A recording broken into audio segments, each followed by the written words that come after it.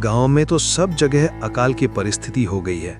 लगता नहीं कि अब इस गांव में ज्यादा दिन रुकना उचित नहीं। काम के लिए बाहर गांव तो जाना ही पड़ेगा।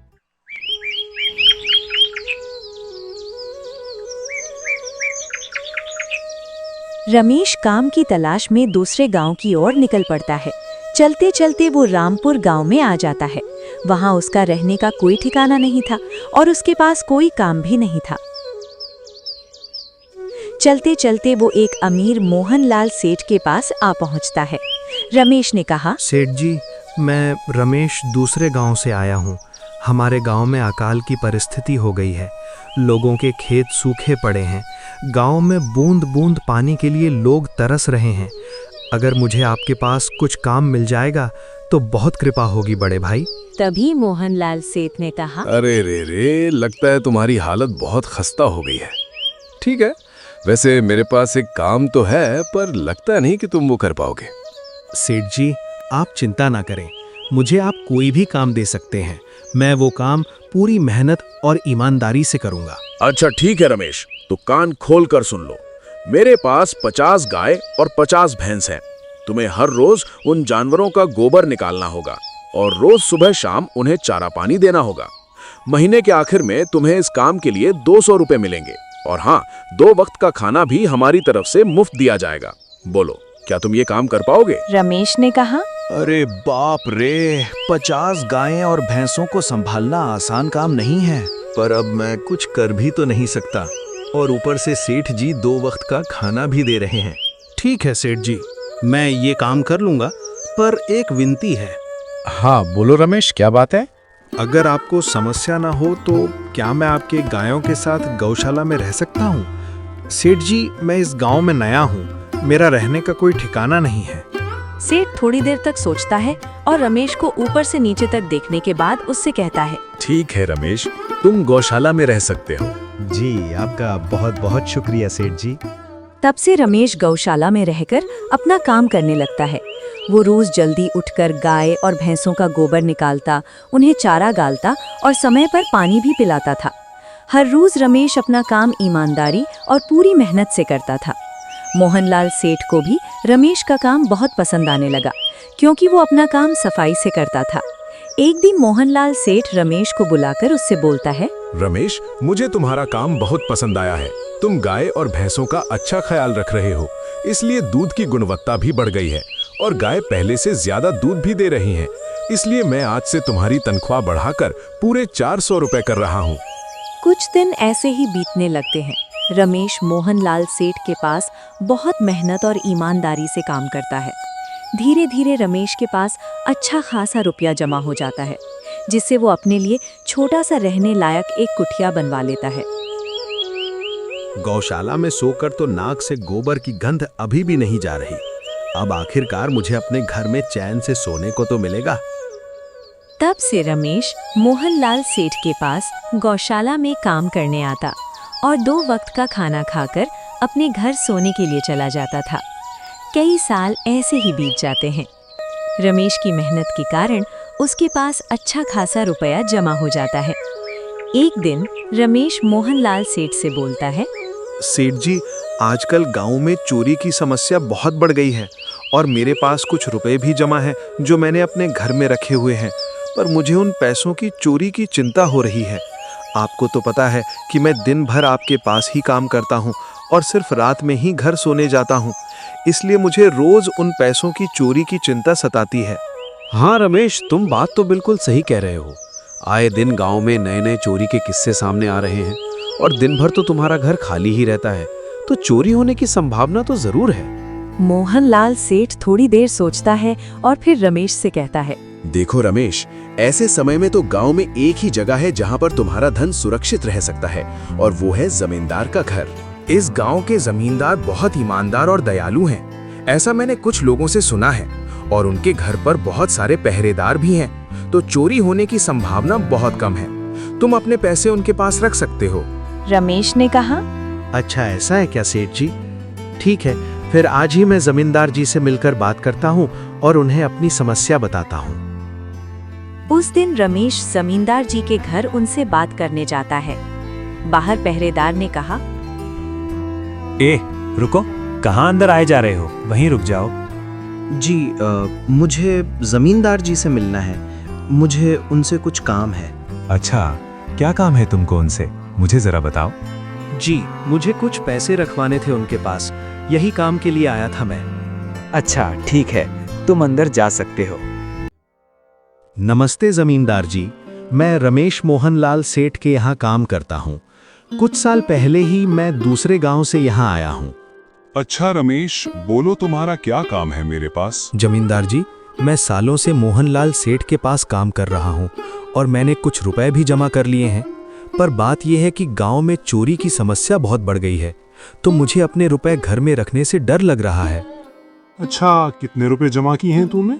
जमींदार जी, यही कोई 5,800 होंगे मेरे पास। वाह, मजा आ गया।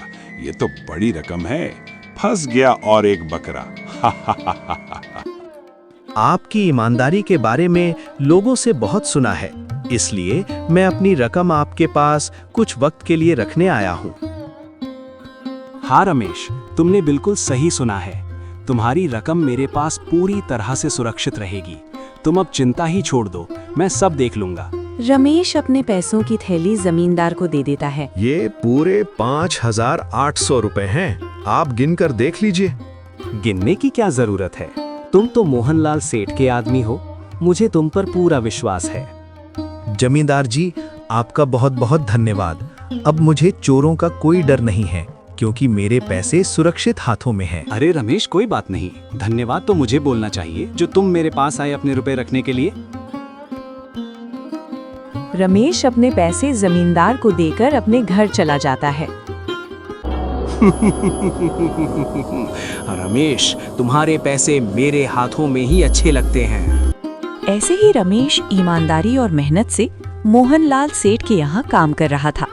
देखते ही देखते 2 साल ऐसे ही बीत जाते हैं। एक दिन रमेश सोचता है, अब बहुत साल हो गए सेठ के यहाँ काम करते हुए।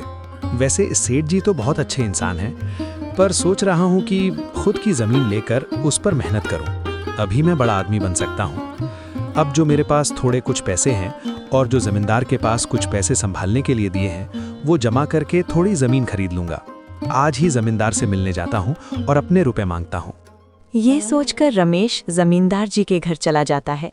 जमींदार जी, मैं अपने रुपए वापस लेने आया हूँ। आपके पास मैंने 5,800 रुपए दिए थे संभालने के लिए। अरे भाई साहब, मैंने पहचाना नहीं आपको। वैसे कौन हो आप? अरे जमींदार जी, मैं रमेश हूँ। पिछले साल मैंने आपको पैसे संभालने के लिए दिए थे, याद आया कुछ? अरे भाई साहब, मेरे पास कितने सारे लोग आते जाते हैं पैसे रखने के लिए, और सभी के साथ मेरा अच्छा व्यवहार होता है। वैसे आपके पास कोई कागजात हैं क्या? क्योंकि मैं हर व्यक्ति से कागज पर ही व्यवहार करता हूँ। किसने कितने पैसे दिए, किसके कितने पैसे रखे हैं, सबका व्यवहार रहता है मेरे पास। जमींदार जी, ये आप क्या बात कर रहे हैं? आपकी ईमानदारी देखकर ही मैंने आपको पैसे दिए थे संभालने के लिए, और आप अब ऐसी बातें कर रहे हैं। कृपया करके मेरे पैसे मुझे वापस कीजिए। हाँ रमेश, मैं ईमानदारी से ही काम करता हूँ, इसीलिए तो तुमसे मैं डॉक्यूमेंट्स मांग रहा हूँ। क्या तुम्हें पता नहीं, जब तुम किसी से पैसों का व्यवहार करते हो तो तुम्हें स्टैम्प पेपर पर लिखकर देना पड़ता है। तुम किसी से भी पूछ सकते हो। नहीं जमींदार जी, मैं आपके पैर पड़ता हूँ, कृपया करके मेरे रुपए मुझे दे दीजिए। बड़ी मेहनत से मैंने वो पैसे जमा किए थे, मुझ पर ऐसा अन्याय ना करें। अरे क्या ये झूठ मूठ का रोना धोना लगाया है? लगता है तुम ढोंगी हो और मेरी ईमानदारी और भोलेपन का फायदा उठाकर मुझसे ये रुपए लेने आए हो। रुक, तुझे अभी सबक सिखाता हूँ। जमींदार अपने आदमियों को बुलाकर रमेश की पिटाई करने को कहता है। इसे तब तक मारो जब तक ये बेहोश ना हो जाए।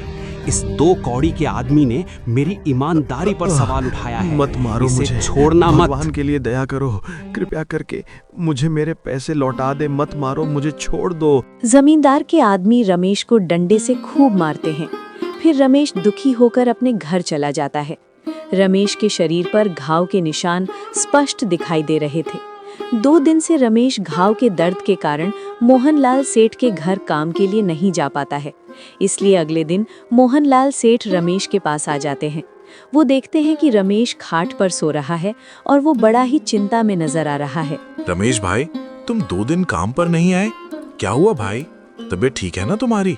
कुछ समस्या है क्या? अरे सेठ जी, आप खुद यहाँ आए हो। आप खबर भिजवाते तो मैं खुद चला आता। अरे रमेश, कोई बात नहीं। तुम्हें देखकर लगता है तुम बीमार हो। क्या हुआ है तुम्हें? सेठ जी, क्या बताऊं, जिस जमींदार के पास पिछले साल मैंने अपने पैसे संभालने को दिए थे, वो आज मुझे पैसे वापस नहीं करना चाहता। वो बहुत लालची इंसान है। वो लोगों को ठग रहा है, और जब मैंने बाद में गिड़गिड़ाना शुरू किया तो उसने डंडे से मार मार कर मेरी पिटाई करवा दी और मुझे वहां से धक्के मार मार कर निकाल दिया। अरे बाप रे, ये तो बड़ा ही गंभीर विषय है। मैंने तो जमींदार के बारे में अच्छा ही सुना था, पर मुझे भी नहीं पता था कि वो इंसान इतना गिरा हुआ है। तभी मैं सोचूं, हर साल उसकी संपत्ति इतनी ज्यादा कैसे बढ़ रही है। मुझे माफ कर दो रमेश, मैंने ही तुम्हें जमींदार के पास जाने को बोला था। गलती तो मेरी भी है। नहीं सेठ जी, आप तो मेरा अच्छा ही सोच रहे थे। ये तो जमींदार का लालच है। अब लगता नहीं मेरे पैसे उस जमींदार से वापस मिलेंगे भी। रमेश, मेरे पास एक तरकीब है जिससे मैं तुम्हारे पैसे तुम्हें वापस दिला सकता हूँ। सेठ रमेश के कान में सारी तरकीब बताता है।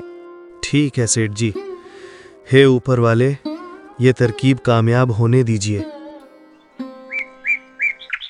अगले दिन सेठ बहुत सारे पैसों को एक सूटकेस में भरकर खुद जमींदार के घर जाता है। अरे मोहनलाल सेठ, आज आप खुद यहाँ? बोलो भाई, इस गरीब के घर कैसे आना हुआ? हमारा तो ये सौभाग्य है कि आप जैसे धनी आदमी के चरण हमारे घर में लगे हैं। नमस्ते जमींदार जी। अरे जमींदार जी, आप तो मुझे अब लज्जित कर रहे हैं। वैसे मैं कुछ महीनों के लिए दूसरे राज्य में व्यापार करने जा रहा हूँ। मैं ये लगभग 50,000 लाया हूँ। मुझे डर है कि कहीं एक चोरी ना हो जाए। क्या आप मेरे सारे पैसे अपने पास संभाल कर रख सकते हैं? आपके सिवाय इस गांव में और किसी पर भरोसा नहीं कर सकता। अरे जगत सेठ, ये भी कोई पूछने की बात है? मेरे पास आपके पैसे बिल्कुल सुरक्षित रहेंगे। आप निश्चिंत होकर व्यापार करने जा सकते हैं। इस बार तो बड़ी मछली हाथ लगी है। बार बार ऐसा मौका नहीं मिलता। भारी माल हाथ में लगने वाला है। तभी वहां पर रमेश आ जाता है। अरे रमेश, अच्छा हुआ तुम आ गए। मैं तुम्हारे पास ही आने वाला था। मुझे माफ करना, उस दिन तुम्हें पहचान नहीं पाया।